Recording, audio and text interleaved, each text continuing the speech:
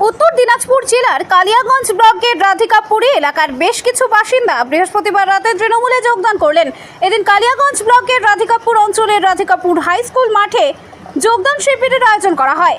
যোগদানকারীদের হাতে জোড়া ফুলের পতাকা তুলে দেন জেলা তৃণমূলের সভাপতি কানাইলাল আগরওয়াল। এছাড়াও উপস্থিত ছিলেন রায়গঞ্জ লোকসভা কেন্দ্রের তৃণমূল প্রার্থী কৃষ্ণ কল্যাণী, রাজ্য সম্পাদক অসীম ঘোষ, ব্লক তৃণমূল সভাপতি নিতাই বৈশ্য, পুরসভার পুরপ্রধান রামনিবাস সাহা, জেলা পরিষদের সদস্য রামদেব সাহানি সহ অন্যান্যরা। জেলা তৃণমূলের সভাপতি কানাইলাল আগরওয়াল বলেন, মানুষ এখন মমতা বন্দ্যোপাধ্যায়ের সাথে, কারণ যেভাবে প্রতিটি বাড়িতে তার জনমুখী প্রকল্প পৌঁছে গেছে, সেখান থেকে বিভিন্ন রাজনৈতিক দলের কর্মীরা বুঝতে পারছেন, তাই এখন দলে দলে তৃণমূল কংগ্রেসের পরিবারের সঙ্গে যুক্ত হচ্ছেন। অনেক ভোটে জিতবেন, ভালো লক্ষাধিক ভোটে আমরা জিতবই। অনেকে তো বলছে কালিয়াগঞ্জ একটা বড় ফ্যাক্টর।